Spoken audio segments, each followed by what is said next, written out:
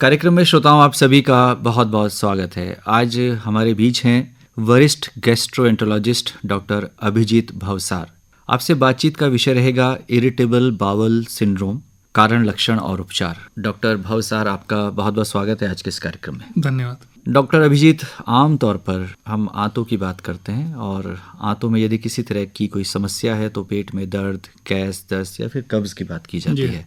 जब हम irritable bowel syndrome की बात कर रहे हैं तो इसे हम किस रूप में लें? आप एक वरिष्ठ चिकित्सक हैं और तमाम लोग आपके पास ओपीडीज में आते होंगे, तो किस तरह की ये बीमारी है? IBS इरिटेबल बाउल सिंड्रोम ये एक फंक्शनल बीमारी है। फंक्शनल बीमारी का मतलब ये रिपोर्ट में नहीं आती है। जैसे अल्ट्रासाउंड करा, उसमें गॉल ब्लैडर में पथरी आ गई, वैसे IBS किसी रिपोर्ट में नहीं आती। सारे रिपोर्ट नॉर्मल होते हैं, पर पेशेंट को समस्याएं होती है। मोटा मोटा इस चीज को हम IBS बोलते हैं कि पेशेंट को बहुत लंबे समय से, बाय डेफिनेशन 6 महीने से ज्यादा दिक्कत हो रही है। ये कंटिन्यू भी हो सकती है या बीच बीच में पेशेंट स्वस्थ भी महसूस कर सकता है। तो ये लंबी प्रॉब्लम है और सारे रिपोर्ट जो भी होते हैं, खून के टेस्ट, अल्ट्रासाउंड, एक्सरे, कभी कभी CT स्कैन, ये नॉर्मल होते हैं। ये आंतों का जो सेंसेशन होता है वहां पे गड़बड़ होती है। गट ब्रेन एक्सिस जो नॉर्मली आजकल बहुत प्रचलित हो रहा है, यहाँ पे ये गड़बड़ होती है। टेक्निकली ये ना आंतों की बीमारी है ना ब्रेन की बीमारी, ये कम्युनिकेशन का प्रॉब्लम है जिसकी वजह से पेशेंट को दिक्कत होती है। आपने बहुत ठीक बताया कि ये लंबे समय तक, सालों तक ये बीमारी चल सकती है। बीच में ऐसी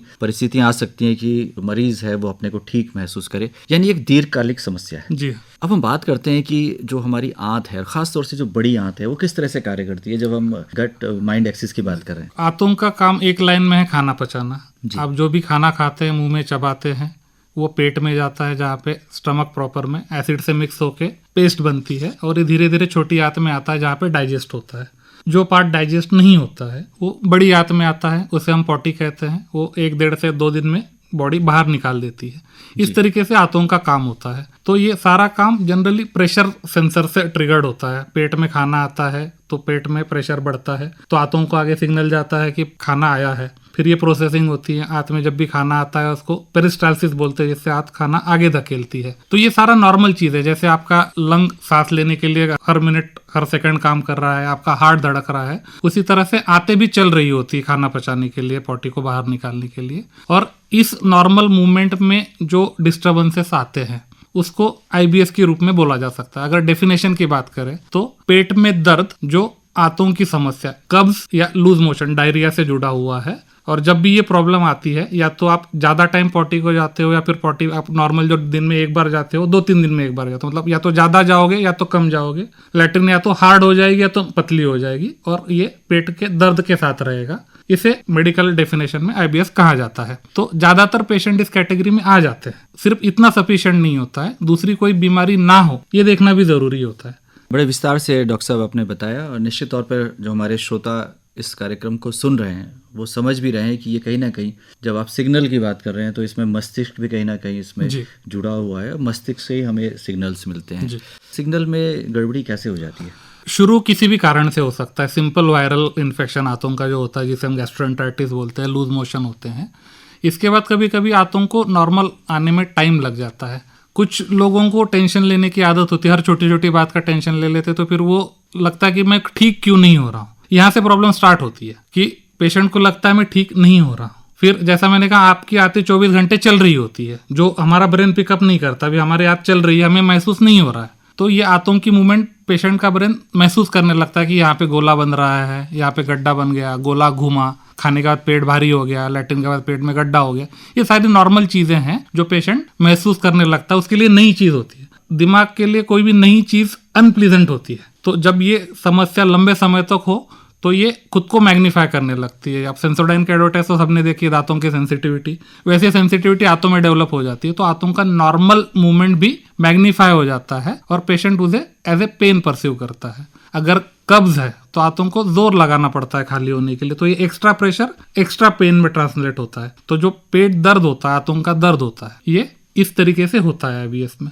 जी, तो हम कह सकते हैं कि ये मस्तिष्क और आंतों के बीच खराब तालमेल की बात है। और आपने बताया कि जो पेरिस्टाल्सिस, जैसे हम आंतों की जो मांसपेशियां हैं उनका संकुचन होता है, यदि वो सामान्य से तेज हो जाएं या धीमी हो जाएं तो उनका प्रभाव पड़ता है। अब बात करेंगे इसके पीछे कारण क्या है, खास कारण। जैसा मैंने कहा, IBS से फंक्शनल बीमारी है और इनका कोई एक कारण नहीं होता है। ज्यादातर हमने जितना नोटिस किया है ये स्ट्रेस से रिलेटेड होता है। जब भी पेशेंट खुश होता है, किसी और चीज में व्यस्त होता है, पेट की समस्या उसे ज्यादा परेशान नहीं करती है। लेकिन जब वही पेशेंट खाली हो, कोई भी स्ट्रेस हो, फाइनेंशियल हो सकता है, किसी फैमिली में बीमारी, डेथ हो सकती है, नौकरी जाना, कुछ भी हो सकता है, स्ट्रेसफुल पीरियड में ये चीज बढ़ जाती है। कुछ खाने के आइटम बढ़ाते हैं प्रॉब्लम। अगर खाना किसी भी कारण से ढंग से डाइजेस्ट नहीं हो रहा है, सारा खाना डाइजेस्ट नहीं होता, कुछ खाने के आइटम जिसे हम फर्मेंटेबल फूड बोलते हैं, ये ब्लोटिंग, जो पेट फूलने की समस्या है, जिसे लोग कॉमनली गैस बोलते हैं कि पेट बढ़ जाता है, ये चीज बढ़ जाती है। जब आंत का अंदर प्रेशर बढ़ेगा तो ये सारी चीजें एम्पलीफाई हो जाती है। तो स्ट्रेस, कुछ स्पेसिफिक खाने के आइटम, जनरली फर्मेंटेबल फूड्स होते हैं, ये दूध हो सकता है, कुछ लौकी जैसी चीजें या प्याज जैसी चीजें हो सकती है, ये हर एक पेशेंट में अलग होता है। तो जनरली हम as a blanket dietary restrictions नहीं देते हैं, तो हम देखते हैं कि कारण क्या हो सकता है। इन्फेक्शन हमेशा पहला कारण माना जाता है, इंडिया में मानना चाहिए, क्योंकि ये सेल्फ लिमिटेड होता है, इजीली ट्रीटेबल होता है, कभी कभी लंबा चलता है बट ठीक हो जाता है। तो इन्फेक्शन, स्ट्रेस, कुछ स्पेसिफिक फूड एलर्जीज हो सकती है, या फिर आंतों की कमजोरी जिसकी वजह से खाना ढंग से नहीं पच रहा है, ये चीजें हो सकती है। शुगर की बीमारी, थायराइड की बीमारी जिसमें आंतों की मूवमेंट गड़बड़ा सकती है। एंटीबायोटिक की वजह से इंटेस्टाइन के अंदर जो बैक्टीरिया होते हैं, जो नॉर्मली फ्रेंडली होते हैं, इंटेस्टाइन को हेल्प करते हैं खाना डाइजेशन में, वो चेंज हो जाते हैं, वो मर जाते हैं, और उसकी जगह पे जो नए बैक्टीरिया आते हैं वो कभी कभी हार्मफुल होते हैं, जैसे हम डिसबायोसिस बोलते हैं। तो एंटीबायोटिक के बाद प्रॉब्लम हो सकती है। लगातार अगर आप पेन किलर्स किसी भी कारण से खा रहे हो तो पेन किलर्स की वजह से भी हो सकता है। आयुर्वेदिक दवाइयों के बारे में माना जाता है कि साइड इफेक्ट नहीं करती, लेकिन आयुर्वेदिक दवाइयों में भी हेवी मेटल्स होते हैं, तो अगर इस तरीके की चीजें पेशेंट खा रहा है लंबे समय तक, वो भी डैमेज करती है। पेट साफ न होने की कुछ दवाइयाँ होती है जो भी लंबे समय से डैमेज करती है। तो बहुत से कारण। जब आप कह रहे हैं कि कुछ ऐसे खाद्य पदार्थ हैं, क्या ये लैक्टोज इंटॉलरेंस को भी समझाएंगे हमारे श्रोताओं को? ये सबसे कॉमन फूड इंटॉलरेंस है, और ये जितना माना जाता है उससे कहीं ज्यादा कॉमन है। दूध में लैक्टोज नाम की शुगर होती है, जिसको पचाने के लिए इंटेस्टाइन में लैक्टेज नाम का एंजाइम होता है। कुछ लोगों में ये जेनेटिकली डिफिशिएंट होता है, जो बचपन से एकदम जन्म से ही दूध डाइजेस्ट नहीं कर पाते हैं। ज़्यादातर लोगों में ये उम्र के साथ डिफिशिएंट होते जाता है। तो माइल्ड केसेस में दूध पीने के बाद पेट गुड़गुड़ करता है, फूल जाता है, एक आध दो बार आपको लूज मोशन हो सकते हो या शायद ना भी हो, और एक बार वो दूध पेट में से निकल जाए, आप स्वस्थ हो जाते हो। इसे लैक्टोज इंटॉलरेंस कहते हैं। पेट का गैस्ट्रोएंटेराइटिस के बाद भी ये कॉमनली होता है माइल्ड लेवल पे, इसलिए जब भी पेशेंट को लूज मोशंस होते हैं, इंटेस्टाइन का इन्फेक्शन होता है, हम टेम्पररीली दूध बंद कर देते हैं, क्योंकि इससे लूज मोशन बढ़ जाते हैं। जी, आपने स्ट्रेस की बात की डॉक्टर साहब। आजकल की समस्याओं में देखें तो क्या यौन शोषण, घरेलू हिंसा, खासतौर से महिलाओं के साथ, क्या ये भी इस रोग को बढ़ा सकते हैं? कोई भी स्ट्रेस, फालतू का स्ट्रेस भी बढ़ा सकता है। जैसे मैंने कहा, आईबीएस में कोई बीमारी नहीं होती है, बहुत से पेशेंट को सिर्फ कॉन्स्टिपेशन, कब्ज होता है, जिसकी वजह से उनका पेट फूला फूला रहता है। फिर वो इसके बारे में सोचते रहते हैं, फिर उन्हें आंतों की मूवमेंट उनका ब्रेन पिकअप करने लगता है, और वो और ज्यादा परेशान होते हैं। ये फालतू का स्ट्रेस है। अगर इस तरीके का स्ट्रेस लाइफ में है, आईबीएस बढ़ सकता है, हो सकता है। अब इलाज की बात करते हैं, दवाओं की बात करते हैं। क्या दवाएं इसमें कारगर होती हैं? जी बिल्कुल। शुरुआत होती है पेट में गड़बड़ी से, और उस चिंता की वजह से और किसी फैक्टर्स की वजह से ये चीज ठीक नहीं हो पाती है। हम पेशेंट को लाख समझा दे कि आपको कोई बीमारी नहीं है, आप स्वस्थ हो, लेकिन जब तक उसके पेट में दर्द होते रहेगा, उसकी लैट्रिन पतली होती रहेगी, वो हम पे भरोसा नहीं कर पाएगा। आप भी नहीं करोगे। हम बोलेगा आपको रोज दिन में 4 बार जाना पड़ता है, रोक नहीं पाते हो, पेट में दर्द होता है, और आपका डॉक्टर आपको बोले नहीं आपको एकदम स्वस्थ, आपको कोई बीमारी नहीं, आप दूसरे डॉक्टर के पास चले जाओगे। तो पेशेंट को उसकी जो भी सिम्टम्स है उनसे मुक्ति मिलना एक प्राइमरी ट्रीटमेंट है। तो मोटे मोटे 3 या 4 कंप्लेंट्स होते हैं। पेट में दर्द, लैट्रिन या तो पतली आती है या तो नहीं आती है, और ब्लोटिंग, गैस प्रॉब्लम जैसे आप बोलते हो। तो इनके लिए पेशेंट को हम सिम्टोमेटिक ट्रीटमेंट देते हैं। मतलब दर्द है तो दर्द की दवा, गैस हो रही है तो ब्लोटिंग कम करने के लिए जनरली एंटीबायोटिक, प्रोबायोटिक हम यूज करते हैं, कॉन्स्टिपेशन के लिए पेट साफ होने की दवा। ये 3-4 टाइप की दवा आईबीएस का ट्रीटमेंट का कॉर्नरस्टोन है। तो पेशेंट के हिसाब से हम दवाइयों का चयन करते हैं। इसमें भी जो सबसे मिनिमम साइड इफेक्ट वाली दवाइयाँ है वो फर्स्ट लाइन में आती है। उससे अगर पेशेंट ठीक नहीं होता है तो फिर कुछ और दवाइयाँ जो हम सेकंड लाइन में इस्तेमाल करते हैं। तो इस तरीके से क्लिनिकल जजमेंट का यूज करके जब हम रूल आउट कर देते हैं कि कोई बीमारी, गंभीर बीमारी नहीं है, तो फिर हम एज ए आईबीएस पेशेंट का ट्रीटमेंट स्टार्ट करते हैं। सारे पेशेंट एक जैसे नहीं होते, तो कोई 2 दिन में अच्छा महसूस करता है, किसी को महीना लग जाता है। तो सफिशिएंट टाइम दवाइयाँ लेना भी जरूरी है। ऐसे नहीं कि दवा स्टार्ट करते आप 2 दिन में एकदम पूरी तरह से स्वस्थ हो जाओगे। टाइम लगता है। आमतौर पर जब हम स्ट्रेस की बात करते हैं तो उसके लिए ऐसी दवाएं दी जाती हैं, तो क्या एंटी डिप्रेसेंट भी इसका कारण हो सकते हैं? एंटी डिप्रेसेंट सेकेंड लाइन दवाइयों में आती है। एंटी डिप्रेसेंट का काम करने का तरीका अलग अलग लेवल पे है, ब्रेन पे ही काम करती है, लेकिन उसका काम पेट की नसों में भी होता है। अब ये जनरल सिंपल भाषा में समझाना उतना सिंपल नहीं है, लेकिन कुछ एंटी डिप्रेसेंट मोशन कम करती हैं, कुछ टाइप के एंटी डिप्रेसेंट का साइड इफेक्ट लूज मोशन है, जिनको हम अपोजिट केसेस में यूज कर सकते हैं। तो जिस एंटी डिप्रेसेंट से कॉन्स्टिपेशन होता है वो लूज मोशन वाले आईबीएस में थेरेपेटिक हो जाता है, क्योंकि उसके मोशन कम हो जाते हैं। कब्ज वाले इसमें उल्टा है, किसी किसी इससे वेट गेन होता है। तो जिस पेशेंट को लगता है कि मेरा वेट कम हो रहा है, मुझे भूख नहीं लग रही है, तो इस तरीके की दवा से जब उसका वेट बढ़ता है तो उसका स्ट्रेस रिलीव होता है। तो ये साइड इफेक्ट को भी हम एज ए ट्रीटमेंट यूटिलाइज करते हैं।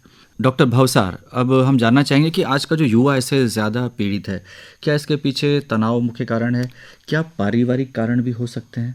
यदि हम पारिवारिक इतिहास देखें, किसी की हिस्ट्री देखें। जी, जेनेटिक एक हो सकता है। स्ट्रेस लेना जो पर्सनैलिटी होती है, बेसिकली हर एक बंदे की एक पर्सनैलिटी होती है। कोई एक एंशियस बंदा होता है, हर चीज़ में ओवर कॉशियस होगा, ताला लगाने का 4 बार चेक करेगा, और उसका कोई उल्टा होगा कि एकदम टोटली केयर फ्री।